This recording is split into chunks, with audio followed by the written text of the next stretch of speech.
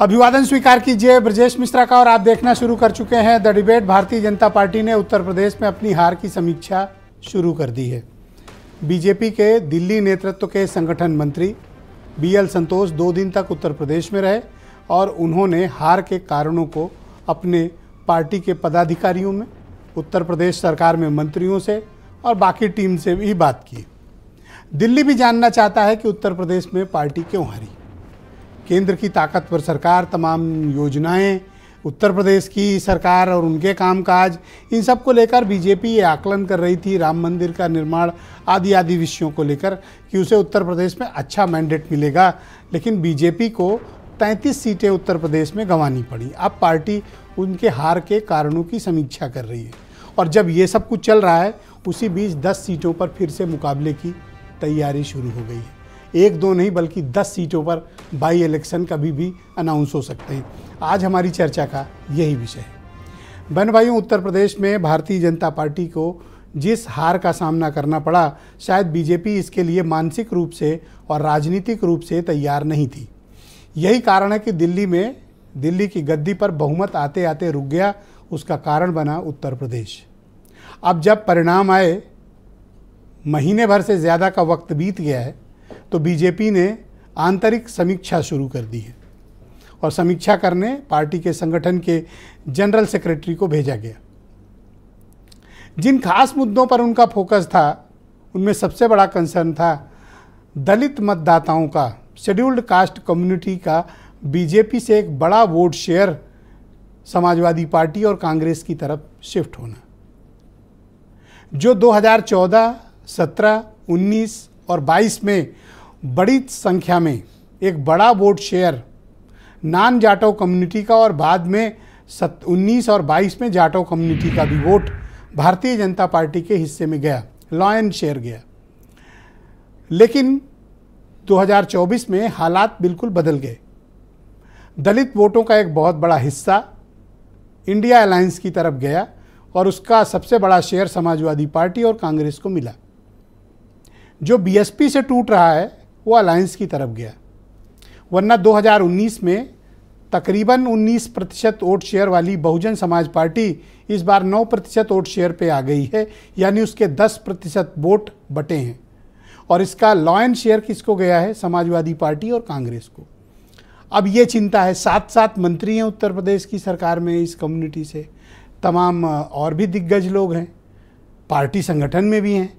उसके बावजूद इस कम्युनिटी में क्या ऐसा हो गया कि इसने वोट नहीं किया या कम किया? पहला सवाल। दूसरा, पिछड़े मतदाताओं में, पिछड़ी कम्युनिटी में जिस वोट बेस पर भारतीय जनता पार्टी इतराती थी, वो वोट उसके पास से छीना है। वो है नॉन यादव OBC कम्युनिटी और उसमें भी 2 कम्युनिटी विशेष तौर पर, कुर्मी और कुशवाहा। ये कम्युनिटी का भी एक बड़ा शेयर बीजेपी के पास से गया और कई सीटें इसकी उदाहरण भी हैं। तो इसके क्या कारण रहे हैं? जबकि इस कम्युनिटी को तो बीजेपी ने बहुत कुछ दिया, सत्ता में भी दिया, संगठन में भी दिया, ब्यूरोक्रेसी में भी दिया। फिर क्या ऐसा हो गया कि इन्होंने वोट नहीं दिया, या दिया भी तो उतना नहीं दिया जितना देते थे? क्योंकि इस कम्युनिटी का वोट मिला होता तो अनुप्रिया पटेल की ये हालत नहीं होती। 1 सीट हार गई, दूसरी वो किसी भी तरह गिरते पड़ते जीत पाई। तो कोई तो कारण होगा। और तीसरा विषय है राजपूत मतदाताओं का रूखा व्यवहार, या ये कह लीजिए कि बीजेपी को वोट कम मिला उनका जितना मिलना चाहिए था। और ये बात सहारनपुर से लेकर चंदौली तक लागू हुई। सहारनपुर इसलिए क्योंकि वो एक राजपूत डोमिनेटेड कॉन्स्टिट्यूएंसी है, और चंदौली का मैंने जिक्र इसलिए किया क्योंकि अलायंस का राजपूत का समाज का प्रत्याशी वहाँ से जीता, वीरेंद्र सिंह।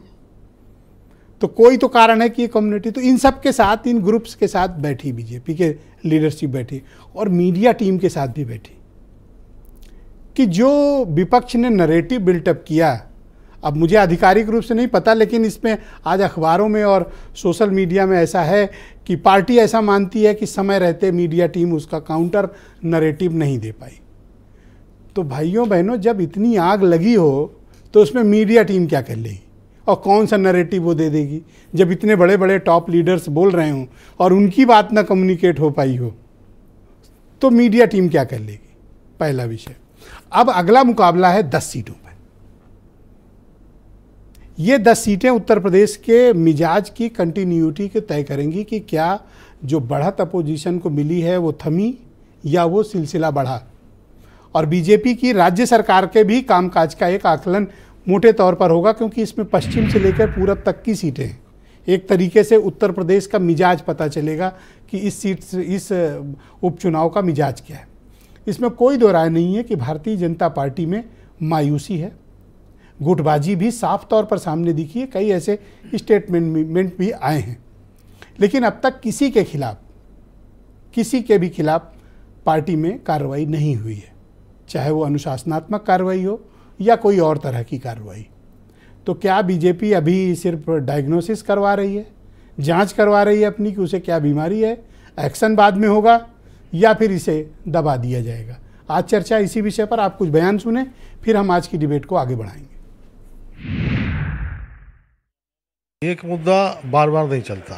जो एक झूठा भ्रम फैलाया, कोई भी पार्टी हो, चाहे वो 400 नहीं चाहे 450 MP उसके पास आ जाए, लेकिन क्या भारत का संविधान बदला जा सकता है? संगठन में भी इसका विश्लेषण हो रहा है, माननीय मुख्यमंत्री जी भी इसका विश्लेषण कर रहे हैं और हम लोग इस पे कुछ ना कुछ रणनीति बनाने की तरफ अग्रसर हैं और पूरी शिद्दत के साथ हम लोग चुनाव लड़ेंगे। यही वो भारतीय जनता पार्टी है जो चुनाव से पहले संविधान को बदलने की बात करती थी, जो आरक्षण को ख़त्म करने की बात कर चुकी है, जो लगातार पीडीए यानी कि पिछड़ा दलित अल्पसंख्यकों के हित अधिकारों को ख़त्म करने की प्रयास करती रही है।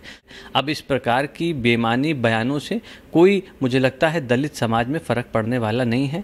देखिए, भारतीय जनता पार्टी के खाने के दांत कुछ और दिखाने के दांत कुछ और है। सबसे पहले तो उन सांसदों पे कार्रवाई करनी चाहिए जिन्होंने 400 पार का नारा देने की बात कही ताकि वो संविधान बदल सके।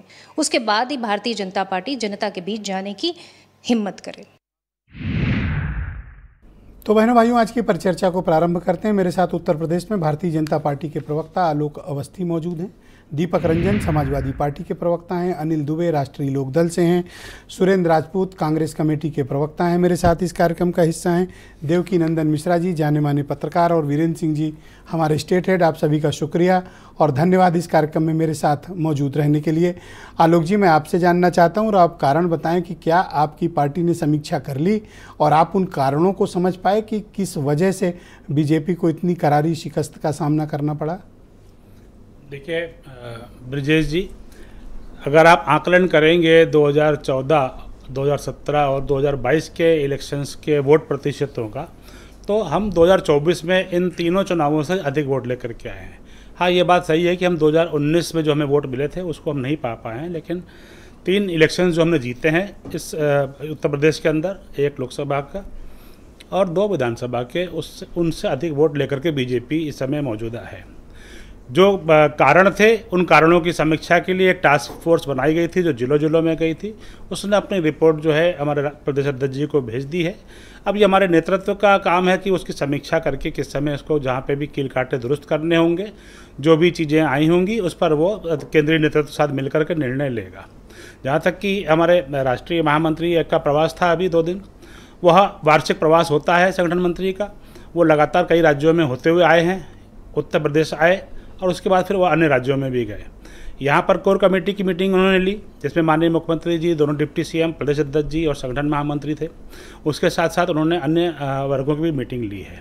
उससे उन्होंने अन्य वर्गों से मतलब अन्य कमेटियों से, अन्य पार्टी के अन्य प्रकल्पों से भी बात करी है, मीडिया विभाग से भी बात करी है, सोशल मीडिया विभाग से भी बात करी है और अनुसूचित मोर्चा से भी बात कुछ समझ पाए कि क्या प्रॉब्लम हुई आप लोगों को? प्रदेश के पदाधिकारियों से बात करी है, प्रदेश के पदाधिकारियों कुछ एनालिसिस हो पाया कि क्यों हुआ ऐसा? देखिए, बड़े नेता कभी एनालिसिस पब्लिकली तो बताते नहीं है उसका क्या आउटकम है।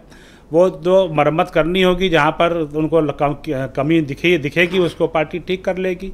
लेकिन भारतीय जनता पार्टी एक देश में विश्व का सबसे बड़ा दल है और इसमें असीम कार्यकर्ता हैं और भारतीय जनता पार्टी को कहीं पे भी कोई गिला शिकवा नहीं है कि हमने किसी कमज़ोर मुद्दे पे चुनाव लड़ा। हमने गरीब कल्याण की योजनाओं पर चुनाव लड़ा, हमने देश की सुरक्षा पर चुनाव लड़ा, हमने ईमानदार प्रधानमंत्री के नेतृत्व पर चुनाव लड़ा, और जनता ने हमको सबसे बड़ा दल और सबसे बड़े गठबंधन के नाते बहुमत भी हमको दिया। ये जरूर है कि हमको पिछली बार पूर्ण बहुमत प्राप्त हुआ था, हम उसको नहीं पा पाए, लेकिन जनता का विश्वास भारतीय जनता पार्टी के साथ ही है। अखबारों में जो मोटे तौर पर रिपोर्ट आई कि आरक्षण, अग्निवीर और पुलिस का डंडा, ये 3 प्रमुख कारणों पर फोकस डाला गया है, और जो छपा है उसका आप लोगों ने खंडन भी नहीं किया, तो क्यों ना माने कि ये सच है और ये मीटिंग में डिस्कस हुआ है? देखिए, जहाँ तक की बात आरक्षण की आती है, ये एक झूठा नैरेटिव फैलाया गया। अब कोई क्यों नहीं बोल रहा है इलेक्शन खत्म हुए काफ़ी समय हो गया, अब तो नहीं कह रहे हैं कि जो है आप आरक्षण बदल रहे हैं, कब बदलने जा रहे हैं। दूसरी बात, माननीय प्रधानमंत्री जी ने अपनी सभाओं में बहुत प्रमुखता से और मुखरता से कहा था कि स्वयं बाबा साहब अम्बेडकर भी आ जाएंगे तो दलितों का आरक्षण नहीं बदलेगा, और मैं आरक्षण के पक्ष में हूँ। भारतीय जनता पार्टी बोले मेरे रहते, मेरे जीते जी इस तरह का कोई काम नहीं हो सकता है। तो इसके बाद तमाम बातें बंद हो जाती हैं। तो पार्टी ने, नेताओं ने भी बाकी जगहों पर बातें रखी, लेकिन सुनियोजित रूप से कुछ एनजीओज को साथ में मिला करके, कुछ पीआर एजेंसीज को मिला करके विपक्ष ने एक नैरेटिव जो है बस्तियों में फैलाया, उसका हमें नुकसान हुआ है, ये बात हम स्वीकार करते हैं। एक आज ठीकरा फोड़ा गया कि मीडिया टीम भी सही इस नैरेटिव का काउंटर नहीं कर पाई, इसके लिए कौन लोग जिम्मेदार हैं? आपने पढ़ा होगा आज। ब्रिजेश जी, आप लिखने वालों को तो हमें नहीं रोक ऐसा सकता। कुछ डिस्कस हुआ कि आप भी तो थे मीटिंग में? हाँ, मैं थोड़ा सुरेंद्र राजपूत मुझसे कह रहे थे कि भाई आलोक जी से पूछिएगा कि मीटिंग में क्या हुआ। देखिए ब्रिजेश जी, आप तो लगातार चुनाव कर रहे थे और तमाम डिस्कशंस में हम लोग साथ में थे, हमारी टीम थी जी। क्या आपको लगा कहीं पे कि हमारा प्रहार कम हुआ या हम लोगों ने कोई मैंने तो ओपनिंग में बोला कि भाई बड़े बड़े लीडर बोल रहे थे, तो अभी ठीकरा इन पे क्यों फोड़ रहे हो? नहीं, कोई ठीकरा नहीं फोड़ा गया है, ये स्पेकुलेशन है। इस तरह का कोई मीटिंग में इस तरह की कोई चर्चा भी नहीं हुई है। मीटिंग में आगे की रणनीति पर चर्चा हुई है, क्या करना है उस पर चर्चा हुई है, और वो चीजें अच्छा, कोई एक्शन नहीं लिया आपने? जो लोग इनडिसिप्लिन किया, जिन्होंने पार्टी में गुटबाजी की और ओपनली की, कोई एक्शन नहीं हुआ? देखिए, मेरा आपके माध्यम से, और अब हालांकि कोई बोल नहीं रहा है, राजनीतिक दल के कार्यकर्ताओं को बोलने की छूट है, लेकिन पार्टी के अंदर है। पब्लिकली जिन लोगों ने बोला है उनको नहीं बोलना चाहिए था, और ये प्रदेश अध्यक्ष जी के संज्ञान में है, और जब भी उनको कोई बात पूछनी होगी, कोई दबाव है कि उन पर कार्रवाई ना करें? आपको लगता है कि और नुकसान हो जाएगा? मुझे लगता है कि ऐसा कुछ नहीं है। पार्टी का अनुशासन सबसे बड़ा है, हमारी जवाबदेही जनता को है। जनता की जवाबदेही में जहां हम पिछड़ेंगे या जहां पर हम जनता को ठगने की वाले नेता अगर साथ में कोई इस तरह का काम करेंगे तो निश्चित रूप से उन पर कार्रवाई करेंगे। Alright, thank you. मैं कार्यक्रम को आगे बढ़ाता हूं। मेरे साथ दीपक रंजन है, समाजवादी पार्टी अपोजिशन के प्रवक्ता हैं। बहुत शुक्रिया आपका दीपक जी। मैं आपसे जानना चाहता हूं कि देखिए, बीजेपी ने तो अपने हार के कारणों की, आपका माइक खोल ऑन कर लीजिए, समीक्षा शुरू कर दी है, तो क्या वो सही पहुंचे हैं कि ये आरक्षण, अग्निवीर, इन सब वजहों को, इसको आपने बता रहे हैं बड़ा प्रोपोगेंडा किया, इस कारण आप जीते हैं? देखिए ब्रिजेश जी, आज भारतीय जनता पार्टी जो एवेल्यूएशन कर रही है, जो अपनी समीक्षा कर रही है, मैं समझता हूं कि स्वास्थ्य, शिक्षा, रोजगार और महंगाई की दिशा में, अग्निवीर और आरक्षण की दिशा में अगर इन्होंने काम किया होता तो आज ये परिणाम नहीं आते, आज उत्तर प्रदेश में ये हासिल नहीं होता। अभी जैसा कि हमारे आलोक अवस्थी जी भारतीय जनता पार्टी के प्रवक्ता दलितों, शोषितों, वंचितों और ओबीसी की बात कर रहे थे, मैं इनसे पूछना चाहता हूं कि आज आपके सम्मानित चैनल पे कह करके जाएं कि अगर ये दलितों, शोषितों, वंचितों, SC ST वर्ग के लिए इतना ज़्यादा अगर ये चिंतित है तो फिर कास्ट सेंसस कराने से भारतीय जनता पार्टी पीछे क्यों हटती है? हम तो कहना चाहते हैं कि भाई आप कास्ट सेंसस कराओ, जिसकी जितनी संख्या बारी उसकी उतनी हिस्सेदारी, इसमें इसको रिशफल कर दीजिए। बहुत से ऐसे लोग हैं कि जो SC ST वर्ग से आते हैं या OBC वर्ग से आते हैं, बहुत से ऐसे ST वर्ग से, SC वर्ग से हैं जो क्रीमी लेयर के लोग हैं, उसको तो इनका लाभ मिल रहा है। इनकी समीक्षा से एक बात निकल के आई है कि आप लोगों ने भ्रम फैलाया, ऐसा इनको बताया गया है। देखिए, भ्रम, आई एम नॉट श्योर कि मतलब ये एग्जैक्टली है, बट ऐसा मोटे तौर पर मीडिया में बात आई कि मीटिंग में एक बात कही गई है, और एक पूर्व राज्यसभा सांसद हैं, आजकल प्रवक्ता भी शायद उन्होंने रखा है। देखिए, भ्रम फैलाने का जो है वो पेटेंट करा रखा है भारतीय जनता पार्टी ने। आप 2014 से उठा करके देख लीजिए कि भारतीय जनता पार्टी ने नौजवानों से लेकर के, महिलाओं से लेकर के सबको भ्रमित करने का काम किया है, नहीं किया? मैं उन चीज़ों में नहीं जाना चाहता। 2014 में जो उन्होंने वादे किए थे जनता से, तो भ्रम तो उन्होंने फैलाया था, और हमने कभी नहीं कहा कि आरक्षण जो है खत्म हो जाएगा। इनके लोगों ने कहा कि 400 सीटें हमें दे दो। अच्छा, 10 सीटों पर उपचुनाव होने जा रहा है जी। अगर ये अपनी गलती ठीक कर ले गए तो? नहीं ठीक कर पाएंगे। क्योंकि गलतियां मतलब आपको अपने अचीवमेंट पे नहीं, इनकी गलतियों पे भरोसा है। नहीं, आपने इनकी गलती पूछी ना, आपने इनकी गलती पूछा ना कि अपनी गलती ठीक कर ले, नहीं कर पाएंगे क्योंकि आप कर रहे हैं, देखो बैठक कर रहे हैं, दिल्ली से आ रहे हैं, तो डे बाय डे इनके जनता की और इनके खुद के अंदर की गुटबाजी।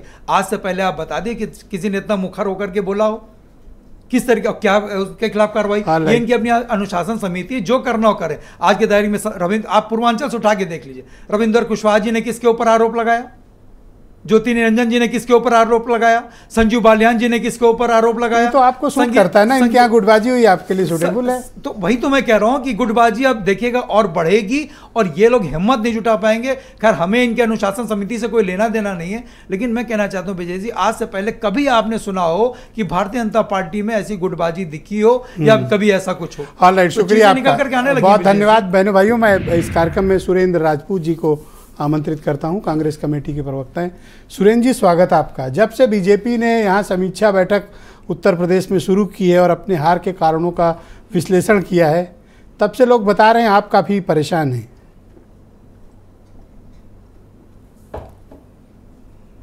हम सर क्यों परेशान होंगे, आप बताइए ना। भारतीय जनता पार्टी अपने हार के कारणों की अगर ईमानदारी से समीक्षा करेगी तो निश्चित तौर पर जनता को लाभ होगा, क्योंकि सरकार तो उत्तर प्रदेश में भारतीय जनता पार्टी की है। अगर भारतीय जनता पार्टी हार की समीक्षा करती तो ब्रजेश भाई, परसों ही 5,000 से ज्यादा संविदा कर्मचारियों को भारतीय जनता पार्टी ने नौकरी से निकाल दिया है। आपके सामने है, मैं नहीं कह रहा हूं, ये आपका अखबार कह रहा है, आपका समाचार कह रहा है। 5,000 स्वास्थ्य, हाँ नहीं, वो लोगों ने आ जाकर घेराव वगैरह भी किया, वो है समीक्षा है। जी जी, सुनिए ना, खाली अभी एक चीज है, अब 3-4 चीजें, मेरी बातें सुन जरूर लीजिए आप। तो उसके बाद आप बताइए, अगर ये हार की समीक्षा कर रहे होते तो ये जो आउटसोर्सिंग कंपनियां हैं, जो किसी अडानी की कंपनी है, किसी गुजराती की कंपनी है, किसी भाजपा के नेता की कंपनी है, आउटसोर्सिंग कंपनियों से कर्मचारियों को ले रहे होते या सरकारी नौकरी निकाल रहे होते? अभी भी आउटसोर्सिंग कंपनियों से ले रहे हैं। आउटसोर्सिंग कंपनी के मालिक को, किसी अडानी को, किसी भाजपा के नेता को और किसी गुजराती कंपनी को ये लोग 25,000 30,000 रुपए एक आदमी के देते हैं और उस लड़के को बेचारे को 12,000 रुपया मिलता है, लड़की को 14 मिलता है। वो जो है 10-90 पर धरना देती हैं लड़कियां जो 1090 की हैं कि उन्हें नौकरी में पैसा कम मिलता है, क्योंकि आउटसोर्सिंग वाला जो धन्ना सेठ है वो पैसा ले जाता है। अगर ये समीक्षा कर रहे होते तो अनुप्रिया पटेल का जो लेटर है, जो जिसमें उन्होंने स्पष्ट कहा कि पिछड़ों को क्या नाम, पिछड़े पदों को अयोग्य, क्या नाम, लोग उन पिछड़े पद पर योग्य लोग नहीं मिले कह करके उसको खाली छोड़ दिया जाता है, उसके बाद फिर जनरल कैटेगरी से उसको भर दिया जाता है। तो जब ये भर दिया जाएगा, पिछड़ों को नौकरी नहीं दी जाएगी, तो ये समीक्षा करने का तरीका है। सहारनपुर से लेकर के और देवरिया तक आप नोट करके रखो, मैं पूरा टाइम दूंगा, आप कह लेना। समाज के लोग हो, चाहे चाहे वो सैनी समाज के लोग हो, चाहे वो बाकी समाज, सबको बेइज्जत अच्छा, किया इनकी जाएगा। समीक्षा से एक और बात सामने निकल के आई, सैनी जैसे, आप तो चूंकि खुद प्रवक्ता हैं तो इसको किया जाएगा, बेटर एनालाइज करेंगे। इनके समीक्षा में ये बात सामने आई कि जो आप लोगों ने सो कॉल्ड प्रोपोगंडा जिसको ये कहते हैं, आई डोंट नो वो क्या है, उसका ये ठीक से काउंटर नहीं कर पाए, बस यही चूक हो गई, वरना आप जीत नहीं पाते। देखिए, खाली प्रवक्ताओं कहते हैं ना कि बकरी पाती खात है ताकि काढ़ी खाल, और जो नर बकरी खात है तान को कौन हवाल। हमारे साथी प्रवक्ताओं के ऊपर क्यों गाज गिरवा रहे हैं भाई? हमारा तो रोज का मिलना जुलना है। गाज गिरवाए नरेंद्र मोदी के ऊपर, गाज गिरवाए ये जो अमित शाह जी के ऊपर, जो ये कहते थे कि मंगलसूत्र छीन ले जाएंगे, भैंस खोल ले जाएंगे, फलानी चीज कर ले जाएंगे। फर्क उनसे पड़ता है। ये जो हमारे साथी दिल्ली वालों पे ही बोल रहा है, उत्तर प्रदेश पे कुछ मेहरबानी है, ठहराना चाहते थे, थोड़ा इन पे ही बोलो। दुबे जी भी साथ हैं, इन पे तो कुछ कहा ही नहीं आपने। नहीं, दुबे जी की पार्टी तो मैं कह तो रहा हूं आपसे कि पश्चिम उत्तर प्रदेश में जिस तरीके का प्रयोग किया इन्होंने, ठाकुरों को तो नाराज किया, वोट नहीं दिया, क्या नाम, इन्होंने टिकट नहीं दिया और उनका काम नहीं किया। सैनी समाज को तो नाराज किया। धर्म सिंह सैनी जैसे आदमी को आप लगातार बेइज्जत करते रहे भारतीय जनता पार्टी वाले, पश्चिम उत्तर प्रदेश का इतना प्रमुख नाम। आप इस चीज को देखिए ना, हर जगह पे लोग बेइज्जत करते रहे। उन प्रवक्ताओं के ऊपर क्या गलती है सर? अच्छा, ये बताओ, एक लास्ट क्वेश्चन है। हूटर तक की लाइट छीन ली जा रही है। वो जो राकेश त्रिपाठी है उसको बेइज्जत किया जा रहा है परिवार के सामने। बड़ी आपको राकेश की चिंता है, कोई डिबेट में राकेश को छोड़ते नहीं थे, आज राकेश की इज्जत की कितनी चिंता है आपको, मैं बड़ा भावुक हो गया। हमारी देखिए राजनीतिक नेतृत्व को अगर कोई बेइज्जत करेगा प्रशासनिक नेतृत्व तो उसके खिलाफ सब बहुत खड़े शुक्रिया। होंगे। मैं आपके दोस्त हमारे अनिल दुबे को मतभेद आमंत्रित अपनी करता हूं। जगह है। धन्यवाद। लेकिन भारतीय जनता पार्टी इस तरीके से बेइज्जत करा रही है देश के ब्राह्मण नेतृत्व को भी, आलोक अवस्थी को भी और राकेश त्रिपाठी अनिल दुबे जी, आपकी पार्टी तो 2 में 2 जीत गई तो आपको समीक्षा की जरूरत नहीं, लेकिन थोड़ी चिंता आपको बीजेपी की भी करनी चाहिए ना, आप क्यों नहीं करते हो? नहीं, पूरी चिंता है। इनकी मदद करो, बताओ कि कैसे आ रहे। मदद वो अपनी समीक्षा कर रहे हैं, वो सक्षम हैं और अपने संगठन की उनकी समीक्षा हो रही। वो आप बैठे हैं, वो खुद बता देंगे कि बता भी रहे हैं कि वो क्या समीक्षा कर रहे हैं, उनका नेतृत्व क्या समीक्षा कर रहा। हम तो एनडीए में शामिल हैं और हम उनका जो भी निर्णय होगा हम उस निर्णय के, जो सरकार के सामूहिक निर्णय है, सरकार में हमारी पार्टी शामिल हो तो हम उसके साथ हैं। लेकिन जहाँ तक जो बात जिन चीज़ों की हो रही है, देखिए समीक्षा तो बिल्कुल स्पष्ट है कि उत्तर प्रदेश के लोकसभा चुनाव में जिस तरह संविधान के नाम पर, आरक्षण के नाम पर झूठ का और प्रपंच का सहारा लिया गया, वो तो पूरा प्रदेश जान रहा है। कैसे जीत गए? ये हार गए, आप जीत नहीं, गए। हमने पश्चिमी उत्तर प्रदेश आरक्षण 2 सीट पे नहीं चला, 78 पे चला। नहीं, 2 क्या पे बात कर रहे हो? नहीं 78 पे नहीं चला। हाँ, देखो, पश्चिमी उत्तर प्रदेश में ही नहीं चल पाया ब्रजेश जी कि कुछ तो मिला नहीं। पश्चिमी उत्तर प्रदेश में ही नहीं चल पाया। पश्चिमी उत्तर प्रदेश में किसानों ने, हमारे ये आरक्षण पश्चिम में नहीं चला। आरक्षण और संविधान दोनों का जवाब हम लोगों ने दिया और वहां पर रोका भी। कैसे हार गए आप? कैसे जीत गए? तो समीक्षा कर रहे हैं ना, समीक्षा कर रहे हैं, बताएंगे जहां हमारे सहयोग की जरूरत होगी। ना, एक सेकंड, अभी आपने कहा हम करेंगे और अवस्थी जी के सामने ही बात आप नहीं तो अवस्थी जी कोई अलग थोड़ी है, अवस्थी जी हम एक ही हैं। मुझे बोलने से क्यों रोक रहे हो? नहीं, आप बोल लो, हमें आपके बोलने पे एतराज नहीं। भाई, संविधान, आरक्षण या प्रोपोगंडा, राजपूत, पिछड़ा, ये आपकी 2 सीटों पे तो नहीं चला, इन पे चला है। नहीं, और अब आप कारण भी नहीं बता रहे हो। आप मथुरा में चला, बिजनौर में चला, वहां आपसे क्या मतलब? क्यों हमारा बिजनौर तो आप जीते हो। आप तो पाणे करेक्ट, आपकी आदत है।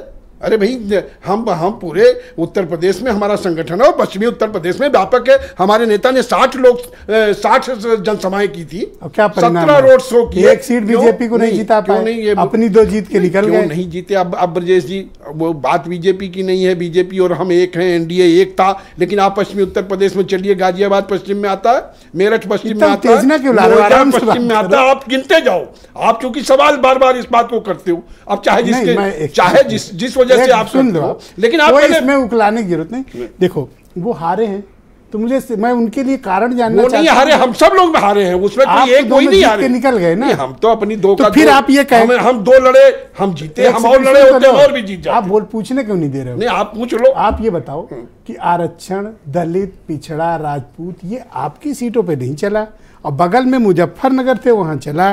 कैराना चल गया, सहारनपुर इनके हाथ से निकल गया, नगीना इनके हाथ से निकल गया। कर तो रहे समीक्षा की, क्यों हुआ? तो आपका क्या रोल फिर? नहीं, हमारा अपनी 2 जीत के तो कट लिए आप। हमारे रोल, हमारा तो हम तो जो है उसको जवाब कौन सी सीट इनको जिताए हो भाई? नहीं, अब मैं गिना तो रहा हूँ। कौन सी? एक दूसरे, ये पश्चिम में ही तो सीटें आती हैं। उनकी ऑलरेडी थी। नहीं, ऑलरेडी तो आपका क्या योगदान? ऑलरेडी तो बहुत सीटें होती हैं, वो कोई विषय नहीं है। अब वो खुद ही समीक्षा। बीजेपी को कायदे से आपके साथ गठबंधन की समीक्षा करनी चाहिए। नहीं, ये उनका विषय है ना, ये आपकी सलाह से यहाँ थोड़ी चलेगा, ये वहाँ पार्टियों का अपना। अरे लोगों को दिख रहा है। नहीं, किसी को नहीं दिख रहा है। आप और उनके दिल का, मैं तो उनकी भावना का कह रहा हूँ, वो कह नहीं सकते बेचारे, बस वो एक अनुशासन की बाध्यता है। नहीं, वो ब्रजेश जी, आप वो पानी में लाठी मार रहे हो। पानी में लाठी मारने से पानी तो फटेगा नहीं। ये थोड़ी है कि अपना लेके निकल गए। नहीं, कोई अपना नहीं है, सब एक है, सब मजबूती के साथ खड़े हैं। और अभी आप अभी आने दीजिए, अभी उत्तर प्रदेश में 10 विधानसभा के उपचुनाव होने, अभी आप देखिए आपकी मीरापुर इतना क्यों? ये अभी एक सीट है, ये काट की हाड़ी कितनी बार चढ़ेगी? अब वो चढ़ चुकी। मीरापुर नहीं, अब वो उत्तर प्रदेश की एक सीट तो है ना आपकी? नहीं, एक सीट है। हम 10 पे तो हम लोग साथ में लड़ रहे हैं। एक ही पर तो हो। अब 1 पे लड़े, 2 पे लड़े, 2 कौन दे देगा आपको? ये अपनी सीट थोड़ी दे देगा। ये कोई आप थोड़ी डिसाइड करोगे? क्यों नहीं करेंगे? क्यों नहीं करेंगे? नहीं, पूछेंगे नहीं, हरवाए हो 2 सीट मिलेगी, सवाल जो है, एक सीट मिलेगी। मेरा सवाल जो लेना ले लो, नहीं तो अपना आराम से। आप थोड़ी डिसाइड कर रहे हो। अच्छा, मैं देवकी नंदन मिश्रा को, आप उससे पूछ लीजिए। ठीक, मिश्रा जी, स्वागत आपका। ये बीजेपी की जो समीक्षा बैठक हुई, आपके पास क्या फीडबैक है? क्या वास्तविक कारणों की समीक्षा हुई या फिर ये सब रफू किया जा रहा है? देखिए ब्रजेश जी, अब तो चिड़िया चुग गई खेत, तो चिड़िया चुग गई खेत है, तो अब इस पे समीक्षा से कुछ हासिल नहीं होने वाला है। उसकी वजह है, आपको ध्यान होगा, आलोक अवस्थी जी हमारे मित्र हैं, बैठे हुए हैं, हमने दूसरे चरण का जब मतदान हुआ था उसके बाद इसी टीवी चैनल पर मैंने कहा था कि मोदी जी के खिलाफ भी एंटी इनकम्बेंसी है उत्तर प्रदेश में, और जो उत्तर प्रदेश की सरकार है उसके खिलाफ भी एंटी इनकम्बेंसी है।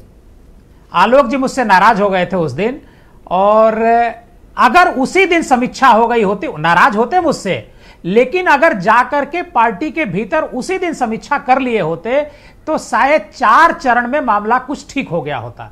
लेकिन दरअसल है क्या, अगर इस तरीके से पार्टियां हमेशा समीक्षा करती रहती हैं, जब कोई पार्टी चुनाव हारती है तो समीक्षा करती ही करती है। कांग्रेस हारी, समाजवादी पार्टी हारी, हर बार समीक्षा हुई, लेकिन समीक्षा के बाद कुछ निकलता नहीं है। यही भारतीय जनता पार्टी के साथ भी यही होगा। इस बार भी समीक्षा के बाद कुछ नहीं निकलेगा, क्योंकि जितनी बातें की जा रही हैं उनमें से सारी बातों पर मुझे लगता है कि सारी बातों का असर है कि भारतीय जनता पार्टी चुनाव में अच्छा, आप मुझे कारण बताओ। मैंने इनसे पूछा लेकिन इन्होंने संतोषजनक जवाब नहीं दिया कि जिन्होंने पार्टी के खिलाफ काम किया, ओपनली मीडिया में स्टेटमेंट देकर या जनता के बीच जाकर, नहीं, इनके प्रत्याशियों को इन्हीं की पार्टी के लोगों ने हरवाया और आरोप भी लगे, प्रमाणिक आरोप लगे, लेकिन मैंने देखा एक को नोटिस तक नहीं दी गई। ये क्या कारण है? ठीक बात, बिल्कुल ठीक बात है। दरअसल क्या है कि यह एक कारण यह हो सकता है, यह एक कारण है, इसमें कोई दो राय नहीं है, लेकिन केवल यही एक कारण है ऐसा नहीं है, बहुत सारे कारण हैं। संविधान का मुद्दा है, बेरोजगारी है, सरकार के में बैठे जो लोग हैं, नेता हैं, इन्हीं के पार्टी के पदाधिकारी हैं, कार्यकर्ता हैं, उनके एक पैसे के काम नहीं हो रहे हैं। थाने में विधायक जो है, अभी 4 दिन पहले की बात है, कानपुर में एक एमएलए साहब थाने में थानेदार से लड़ाई लड़ रहे थे, लेकिन उनका काम नहीं हुआ, और बाहर निकले जब वो प्रेस वहां से थानेदार से आधे घंटे बहस करके, तब उन्होंने पत्रकारों को बताया कि है बांदा में तिवारी जी, तो अगर उनका वीडियो बड़ा वायरल है, एसडीएम ऑफिस में सर पटक रहे थे। बिल्कुल आप ठीक कर रहे हैं। देखिए क्या है, स्टेट पॉलिटिकल होता है, सरकार पॉलिटिकल तरीके से चलती है, न कि प्रशासनिक तरीके से। प्रशासनिक तरीके से जब सरकारें चलती हैं तो ये प्रॉब्लम आती ही आती है, और उसकी वजह है नीचे तक यही हाल है। लेखपाल से लेकर के थानेदार से लेकर के ऊपर तक करप्शन इतना जबरदस्त फैला। किसी व्यक्ति से बात आप करिए, आप भी सैकड़ों लोगों से रोज अच्छा, ये कोई मैसेज है हर व्यक्ति यही कहता है, लखनऊ से करप्शन 5 गुना नीचे नहीं सुनना है विधायकों की, सांसदों की, या पार्टी संगठन के लोगों की, या फिर पुलिस अपने हिसाब से एक्ट कर रही है, प्रशासन अपने हिसाब से एक्ट कर रहा है? देखिए नहीं बिल्कुल, देखिए पार्टी अलग है, पार्टी जैसे दिल्ली में है, पार्टी अलग काम करती है और सरकार अलग काम करती है। तो दिल्ली में तो पार्टी और सरकार एक ही व्यक्ति के पास है, उत्तर प्रदेश में पार्टी अलग है, सरकार अलग है। पार्टी पर योगी आदित्यनाथ जी का प्रभाव नहीं है, पार्टी में हस्तक्षेप उनका नहीं है, पार्टी में मुख्यमंत्री हैं वो, अगर उनका हस्तक्षेप नहीं होगा तो कैसे वो काम करेंगे? तो स्वाभाविक सी बात है कि अगर दोनों के बीच बेहतर तालमेल नहीं होगा तो नीचे मैसेज खराब जाएगा। एक अंतिम सवाल है आपसे इस राउंड का कि क्या हार के वास्तविक कारणों को एनालाइज कर पाई बीजेपी, या फिर ये सिर्फ एक रस्म अदायगी थी? आपको क्या फीलिंग्स है? ब्रजेश जी, बिल्कुल ये रस्म अदायगी है। अगर हार के कारणों को एनालाइज करना था तो ये पहले किया जाना चाहिए था ना, पहले पूरी तस्वीर साफ थी, पब्लिक में ये नजर आ रहा था कि पब्लिक चुप है, इसका मतलब कि सरकार से धन्यवाद देवकी जी। मैं दूसरे चरण में आपके बाकी विचारों को सम्मिलित करूंगा। सरकार के खिलाफ ही काम करते हैं। वीरेंद्र जी भी हमारे साथ इस कार्यक्रम में जुड़ चुके हैं। वीरेंद्र जी, स्वागत आपका। ये 2 दिन तक बड़ी हाई प्रोफाइल मीटिंग चली, मैंने सुना कि तमाम कम्युनिटी के लीडर्स, मिनिस्टर्स, पार्टी के लीडर्स को भी, सबको बुलाया गया, जातिवार भी बुलाया गया। कोई हल निकला? कोई बीजेपी ये समझ पाई कि उसे शिकस्त का सामना क्यों करना पड़ा? देखिए, हल तो दिल्ली से निकलेगा, लेकिन ये ज़रूर है कि जब चुनाव होते हैं, हार जीत होती है, ख़ास तौर से हार पर, तो पार्टियां अपनी समीक्षा करती हैं, कहाँ कहाँ चूक हुई, उसकी भरपाई कैसे की जाए। ये ज़रूरी नहीं है कि हर समीक्षा में कुछ लोगों पर कार्रवाई हो तभी ये माना जाए कि समीक्षा बेहतर हुई, अच्छी हुई। लेकिन ये भी है कि समीक्षा के बाद जिम्मेदारी तो फिक्स होनी भी चाहिए। दोनों बातें हैं। अब उसके लिए उचित समय कब आएगा ये भाजपा के लोग देखें। लेकिन देखिए ब्रजेश जी, एक बीमारी कांग्रेस में थी, वही बीमारी अब भाजपा में भी है। पहले इंदिरा गांधी रात में पेड़ लगाती थी और सवेरे फिर होकर हिला के देख लेते रही कि जड़ा मजबूत तो ना होगी बा। तो वैसे बीजेपी में भी होगे कि रात में पेड़ लगता है, स्टेट में नेताओं को फिर हिला के देख लिया जाता है कि कोई बहुत बड़ा मजबूत नेता जनाधार वाला ना बन जाए। जो पार्टियां दिल्ली से चलती हैं उनमें ये सब चीज़ें आती हैं और इन चीज़ों पर इसीलिए गुटबाजी होती है, इसीलिए कोई दिल्ली का कनेक्शन रखता है, कोई यूपी का कनेक्शन रखता है और ये सब असमानताएं आपको सियासत में देखने को मिलेंगी और इसके चलते तमाम चर्चाएं उड़ती रहती हैं। जी भाजपा के लिए चिंता इस बात की है कि दलित और ओबीसी मिलाकर 54% करीब जो वोट बैंक है, ये वोट बैंक में से जो बड़ा बिखरा हुआ जो उसके पास से चला गया, इसको कैसे वापस लाया जाए। एक बार कोई चीज़ चली जाती है तो उसको रोकना, वापस लाना कठिन होता है। मायावती एक जमाने में एक छत्र नेता रही दलितों की, लेकिन आज मायावती चुनाव लड़ती हैं और एक विधायक है उनका जनाधार घटते घटते घटते बहुत नीचे आ गया। और सच बताऊं तो ये जो लोकसभा का चुनाव हुआ इसमें ये मैसेज चला गया कि मायावती जो अकेले लड़ रही हैं वो बीजेपी से मैनेज हैं या बीजेपी से डरी हुई हैं। और ये दलितों के बीच उधर महागठबंधन जो समाजवादी और कांग्रेस का था वो चिल्लाने लगा कि संविधान खतरे में चला जाएगा और आरक्षण ये खत्म कर देंगे, मायावती बोल नहीं रही हैं। इसका सबसे बड़ा नुकसान भाजपा को हुआ और ये दो इशू पर दलित बहुत बड़ी संख्या में समाजवादी पार्टी के गठबंधन के साथ चला गया। आज इस बात की समीक्षा होती है कि दलित क्या सीधे सपा को वोट कराया या कांग्रेस को दिया या कारण क्या रहे। ब्रजेश जी, दो फैक्टर दिखते हैं। एक तो दलित आसानी से सपा को वोट नहीं देना चाहता था लेकिन उसको कांग्रेस का सहारा मिला। दूसरा, अखिलेश यादव ने बहुजन समाज के बहुत बड़ी संख्या में नेताओं को टिकट दिया और वो लोग भी बहुजन समाज पार्टी से आए हुए थे जिन्होंने उस वर्ग के बीच काम करके उनको अपने साथ जोड़ा। दो फैक्टर बहुत इंपॉर्टेंट रहे। इसी वजह से आप देखिए कि बसपा से आए हुए सपा में नेता काफ़ी बड़ी संख्या में सांसद चुने गए हैं। और एक जो सबसे बड़ा डेंट बीजेपी को लगा, जो कुर्मी समाज के लोग थे, वो ये सबसे बड़ा डेंट गया। वहाँ बहुत बड़ी संख्या में वोट टूट के चला गया मौर्य, कुशवाहा, कुर्मी बिरादरी का। जी इस पर ये रोक नहीं पाए और आशीष पटेल, अनुप्रिया पटेल जो इस कम्युनिटी के नाते ही राजनीति में हैं, ये भी डूब गए बहुत हद तक। थोड़ी बहुत बच गई लाज, वो तो मंत्री बना दिया भाजपा ने, अलग। अच्छा, कोई कार्रवाई क्यों नहीं हो रही है जिन पर गुटबाजी वगैरह के आरोप लगे हैं? आप कुछ समझ पाए कारण? मिर्जा जी, राष्ट्रीय पार्टियों में हमेशा कार्रवाइयां देर से होती हैं। कांग्रेस में भी ऐसे होता था, ऐसे बीजेपी में भी है। कार्रवाई की उम्मीद क्या करेंगे जब थानेदार और चौकी इंचार्ज पर कार्रवाई नहीं हो पहुंच पाए तो भाजपा के नेताओं पर कार्रवाई क्या होगी। विधायक डरता है चौकी इंचार्ज को फोन लगाने में कहीं बेइज्जती ना हो जाए। तहसीलों की हालत अभी बताई हमारे मिश्रा जी ने। तो बहुत सारी चीज़ें तो सब लोग जानते हैं, भाजपा के लोग भी जानते हैं, दुबे जी भी बैठे हैं, अवस्थी जी बैठे हैं, सब लोग जानते हैं कि काम कैसे होता है।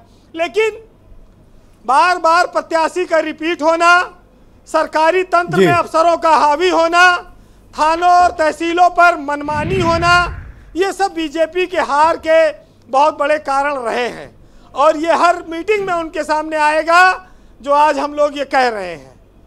अभी तो देखिए चुनौती आगे बड़ी आ गई है। 10 उपचुनाव हैं, फिर उसके बाद विधानसभा का चुनाव होगा। उपचुनाव तो सरकार का चुनाव माना जाता है जी कंक्लूड करें जी।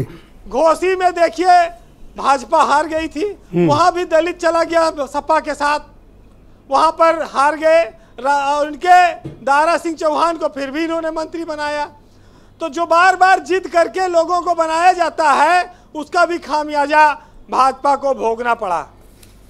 भाजपा ने दलितों को बड़ा सम्मान दिया, खास तौर से इनके बड़े बड़े नेता उनके घर पे भोज करते रहे। दलितों को पीएम आवास, उज्ज्वला योजना में सिलेंडर और किसान निधि से पैसा जी, तमाम सारी सम्मान, और उनके नेताओं को मंत्री बनाया, विधायक, राज्यसभा सांसद सब दिया, लेकिन वोट बैंक नहीं रुक पाया। वो कारण उसका सिर्फ यही 2 इशूज रहे जो आंधी तूफान की तरह आए और भाजपा को गिराकर चले गए। तो सुनिएगा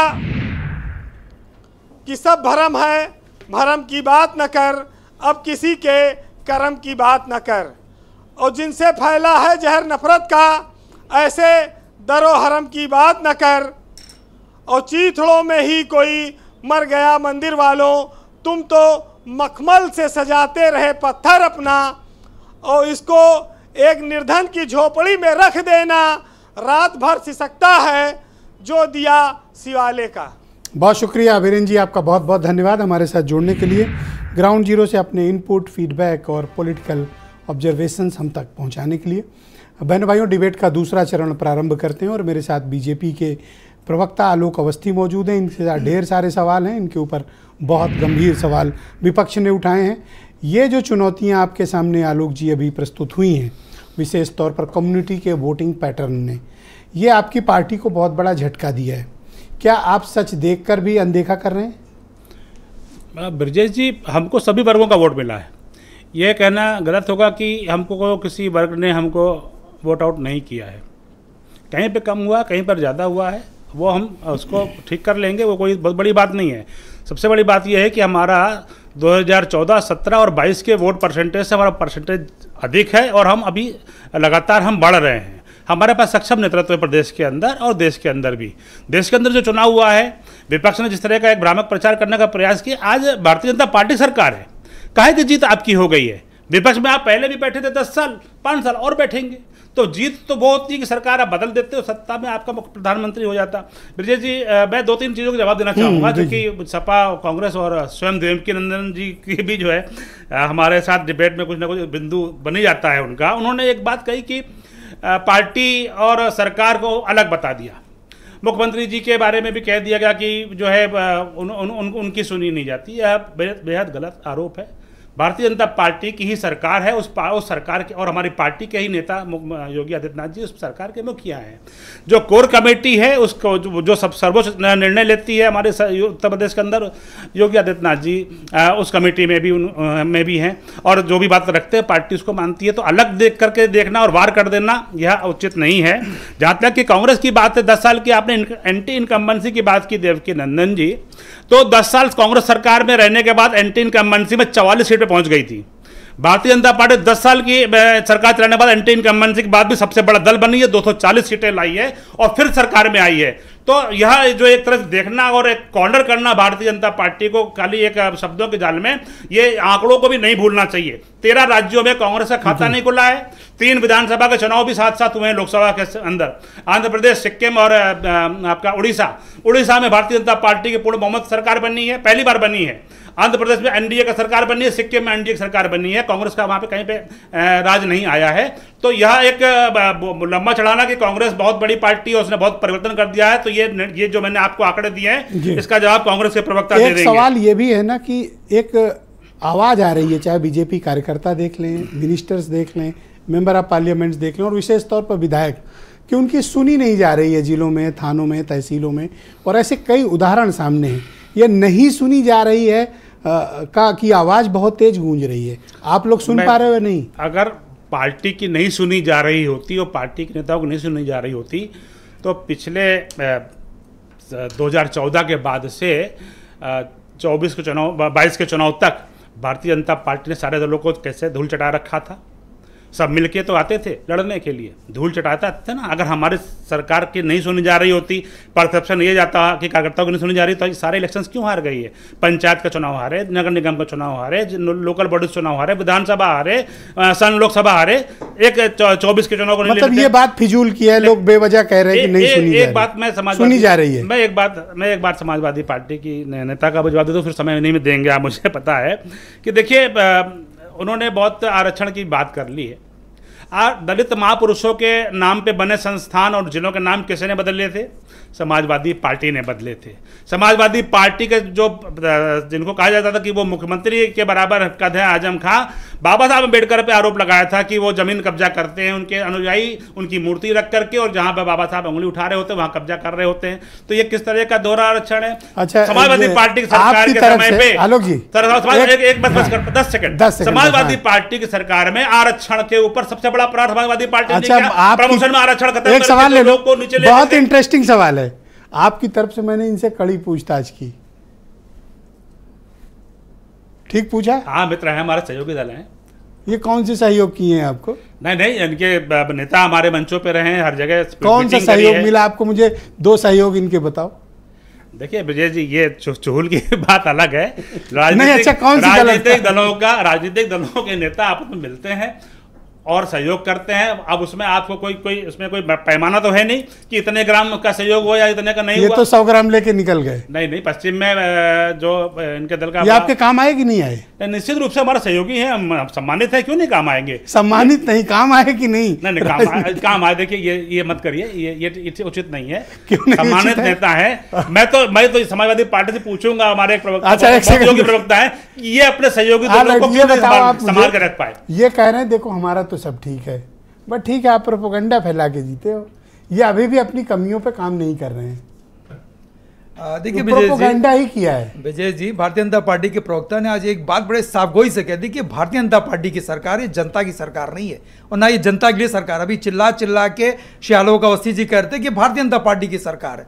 अरे यही तो हम भी कहते हैं कि जनता की सरकार कब होगी, जनता के लिए सरकार कब होगी, जनता के काम कब होंगे। और रहा सवाल देखिए प्रोपेगेंडा का, हिटलर के ज़माने में एक प्रोपेगेंडा मिनिस्टर होता था ब्रजेश जी, और इस भारतीय जनता पार्टी की सरकार में जितने के जितने मिनिस्टर हैं सब प्रोपेगेंडा मिनिस्टर हैं, सिर्फ प्रोपेगेंडा फैलाने का काम करते हैं, काम कोई नहीं करता है वो काम। और रहा सवाल SC वर्ग का, अच्छा आपने 10 सीटों पे तैयारी कर ली? पूरी तैयारी हो गई है, और हमने देखिए हमने हिम्मत जुटाई, हमने जनरल सीट पे मैंने SC वर्ग के अवधेश प्रसाद जी को हमने उतारा थी हिम्मत, भारतीय जनता पार्टी में जनरल सीट में उतार देते दलित वर्ग के किसी को। और सिर्फ हमने अयोध्या नहीं जीता, फैजाबाद नहीं जीता, हमने पूरा अवध मंडल जीता है, उनके अगल बगल। अरे पड़ोस RLD देखिए, RLD के जाने के बाद ये लाख दोनों लोग कहते हैं, RLD से अलायंस होने के बाद सीटें तो गंवाई भारतीय जनता पार्टी। मैं नहीं सहमत हूँ, नहीं भाई मुनाफे में। ना ये तो मुनाफे में है, लखनऊ में सत्ता में, दिल्ली में सत्ता नहीं, ये मुनाफे में तो ही है। 2 सांसद, अरे हम भाई मुनाफे में। हम चाहते हैं और मुनाफा हो, सेंट्रल में और 1-2 इनके मिनिस्टर हो जाएं, राज्यसभा से भी हो जाएं, और 2 सांसद। लेकिन मैं आपको बता दूं कि जहां पर भी भारतीय जनता पार्टी लड़ी है या जीती है, मथुरा हो चाहे आप अलीगढ़ बता रहे थे, पश्चिम में आते वहां उनका vote percentage, vote share Bharatiya Janata party का कम हुआ।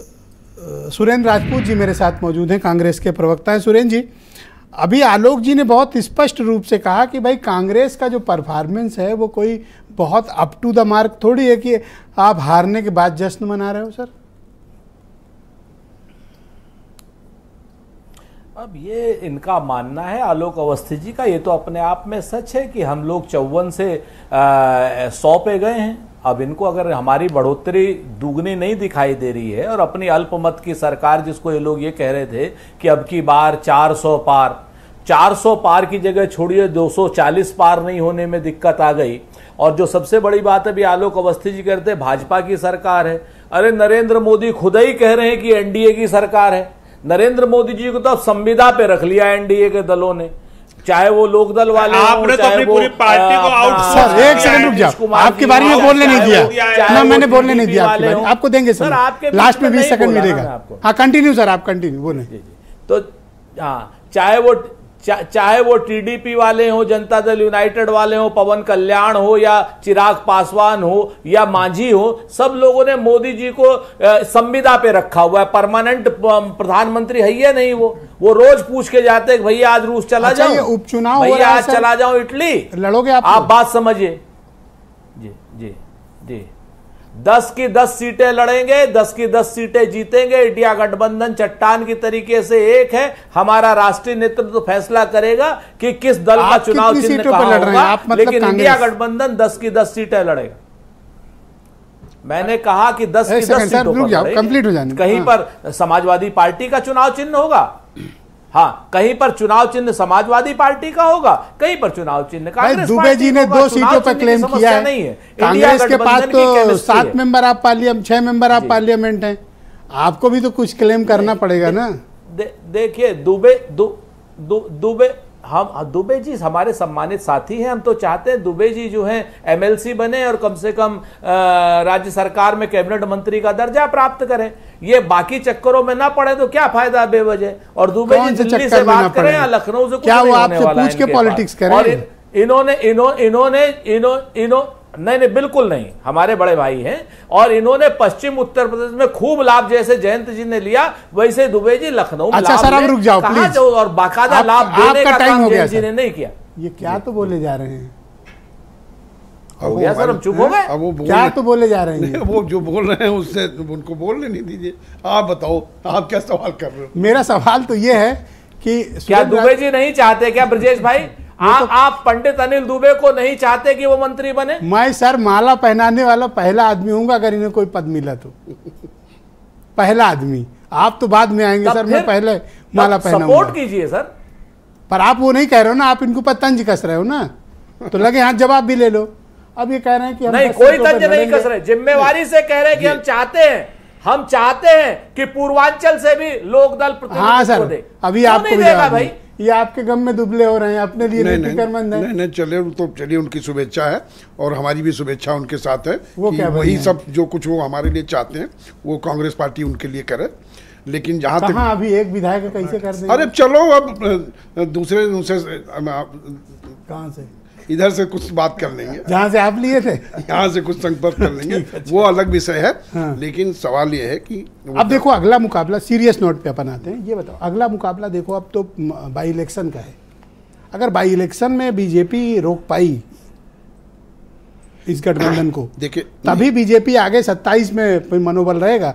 और अगर बाई इलेक्शन ऊंच नीच हुई तो समझिए कि 27 देखिए ब्रजेश जी, आप भारी मुश्किल वाला। ब्रजेश जी, आप लगातार इन मुद्दों पे बहस करते हो और मैं आपको जवाब देता हूँ। देखिए, आपने उत्तर प्रदेश, पूरे देश में हुआ, सरकार तो वो एनडीए की ही बनी ना। आप काहे को इतना वो बढ़ते चले जा रहे हैं? भाई सरकार एनडीए की है, एनडीए की सरकार चल रही है। आपने झूठ प्रपंच करके, ये सब न पूछे। नहीं, आपने पूछा, ये अब दोबारा नहीं चलने वाला है, क्योंकि उत्तर प्रदेश में मैं रुक जाओ सुरेंद्र जी नहीं प्लीज। नहीं, उत्तर प्रदेश में देश की सर आलोक अवस्थी ने साफ कहा कि भाजपा की सरकार। एक सेकंड रुक जाओ, लोकदल एनडीए सब एक है। हाँ सर, बोले। देखिए, पूरे देश की जनता ने एक मैंडेट दिया है। देश में एनडीए की सरकार है, मोदी जी देश के प्रधानमंत्री हैं और जिन मुद्दों को लेकर के एनडीए की सरकार है ना? नहीं, एनडीए की सरकार है, उसमें कौन यही तो भाई क्लैरिफिकेशन। नहीं, वो बेकार, अब वो बाल में खाल है, उसमें वो निकालने की आदत है। किसकी? विरोध के लिए विरोध नहीं किया जाता। कुछ चीजें, कोई भाषा की कोई बात है नहीं, अब हमारे मित्रों की आदत है, वो करते रहते हैं। अरे सारे मित्रों की आदत है जो आपके मित्र। अरे आप ही की आदत है, अब दूसरे क्यों कहें? भाई बाल में खाल आप ही निकालते रहते हो, जो काम वो बेचारे नहीं करते वो आप करते हो। अच्छा, मुझे 15 सेकंड दीजिएगा। हाँ दूंगा आपको, लास्ट में आपको समय दूं। हाँ देवकीनंदन जी, आप मुझे बताइए कि अब 10 सीटों पर उपचुनाव है, आप क्या आकलन करते हो कि अगले मुकाबले के लिए ये सब कंपोजिट होकर तैयार हैं, या बीजेपी अभी भी गुटबाजी, समीक्षा और आकलन में ही फंसी रहेगी, या इससे आगे निकल पाएगी? नहीं, देखिए ये सब तो चलता रहेगा, समीक्षा चलती रहेगी। जो वीरेंद्र सिंह जी ने कहा ना कि समीक्षा के बाद क्या फैसला होना है ये दिल्ली तय करेगा, लखनऊ में वो तय नहीं होगा। क्योंकि समीक्षा करने कौन आया था? समीक्षा करने आए थे BL संतोष जी, जो केंद्रीय संगठन मंत्री हैं, मतलब राष्ट्रीय अध्यक्ष के बाद सबसे पावरफुल व्यक्ति हैं भारतीय जनता पार्टी में। और जहां तक इन 10 सीटों के उपचुनाव की बात है, ये उपचुनाव होगा। और जैसा आपने ही कहा बीच में कि उपचुनाव सरकार का होता है, तो बिल्कुल सरकार का होता है। और अगर सरकार बीजेपी 10 सीट भी जीत जाती है तो मुझे लगता नहीं है कि उपचुनाव के रिजल्ट का कोई जो मेन चुनाव होगा 2027 में उस पर इम्पैक्ट पड़ेगा। अभी हमारे किसी साथी ने बोला, जो मैं नाम नहीं ध्यान नहीं कर पाया मैं, कि जब एक बार वोटर जो है खिसक जाता है किसी भी पार्टी से तो इतनी आसानी से नहीं जुड़ता है। मायावती का जिक्र भी उन्होंने किया, हाँ शायद वीरेंद्र जी ने किया। तो होता क्या है कि देखिए, मायावती का वोट परसेंटेज लगातार गिरता जा रहा है। इस लोकसभा चुनाव में उनका परसेंटेज 9.5% रह गया, विधानसभा में 12.5% था, जो अभी 2022 में हुआ था। अच्छा, एक बात और चाहिए, अच्छा कि आपने टॉपिक जो अभी एक सर्वे आया है, का वर्टिकल डाउनफॉल हो रहा है, उनका वोट शेयर लगातार गिर रहा है। अभी एक CSDS लोक नीति, अब ये जो 9.5% बचा है, पोल आया है, उस 9.5% को इंटैक्ट रख पाएंगी मायावती, या इसमें भी बीजेपी और समाजवादी पार्टी कांग्रेस उनसे छीनेगी? नहीं, देखिए, मायावती पर अगर ये धब्बा हट गया कि वो भारतीय जनता पार्टी की बी टीम है, तब तो वो इंटैक्ट ही नहीं रख पाएंगे, थोड़ा अपना वोट बढ़ाएंगे भी। लेकिन अगर ये धब्बा वो नहीं हटा पाए, मुझे लग नहीं रहा कि वो हटा पाएंगे धब्बा, क्योंकि देखिए सेंट्रल का प्रेशर उनके ऊपर हमेशा से रहा है और इसी वजह से उन्होंने इंडिया गठबंधन में वो गई नहीं। नीतीश कुमार ने कोशिश की, कांग्रेस ने फाइनल जब लिस्ट हो रही थी उससे 4 दिन पहले बहन जी के साथ 3 नेता दिल्ली से गए थे, बहन जी के साथ उन्होंने लखनऊ में मीटिंग की थी, एक गोपनीय मीटिंग हुई थी, रात को 1 बजे तक मीटिंग चली थी। लेकिन मायावती जी ने लास्ट में कह दिया कि नहीं, हालांकि ये लग रहा था कि अगले दिन समझौता हो जाएगा, लेकिन लास्ट में अगले दिन ये मना कर दिया गया। क्यों मना कर दिया गया? अगर वो इंडिया गठबंधन में होती तो शायद उनके पास भी 10-15 सांसद इस बार निश्चित तौर पर होते। धन्यवाद देवकी जी, शुक्रिया। थोड़ा वक्त का अभाव है, नहीं लड़ते समाजवादी पार्टी, धन्यवाद नहीं लड़ती। बहुत शुक्रिया आपका, धन्यवाद सर। 20 सेकंड आलोक जी। ब्रजेश जी, मैं एक बात और कहना चाहूंगा कि राजपूत जी बुद्धिमान प्रवक्ता हैं, बहुत तीखे आक्रमण करते हैं, लेकिन मैं उनको बता देता हूं कि चिरकुट और मंदबुद्धि किस पार्टी ने किया था, उनके साथ पीछे कुछ लग्गू बनकर के आप जो है चुनाव लड़ रहे थे। और जहां तक आप इंडिया अलायंस की बात कर रहे हैं तो ममता बनर्जी ने आपको बंगाल में नहीं घुसने दिया, आम आदमी पार्टी ने पंजाब में नहीं घुसने दिया, आम आदमी पार्टी ने पंजाब में नहीं घुसने दिया, और बिहार में आपकी बहुत शुक्रिया आपका। 20 सेकंड समाप्त। ओके सुरेंद्र जी, 20 second sir, uninterrupted sir, go ahead बोलिए। अब चिरकुट हो या प्लीज, अब आप बोल चुके सर। राजनीति में जो, अरे चलिए, हमको तो चिरकुट कहा आलोक भाई, लेकिन मां बहन की गालियां तो योगी जी सर, अब बोलने दो उनका इंटरप्ट ना करो।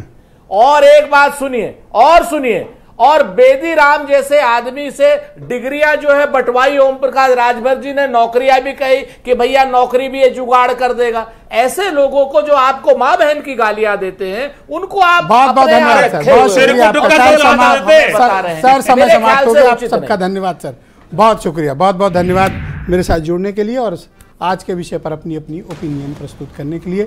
बहन भाइयों, आपका भी धन्यवाद आपने कार्यक्रम देखने के लिए। अब मैं उम्मीद करता हूं कि आपका आज का दिन अच्छा रहा होगा और कल शानदार होगा। नमस्कार।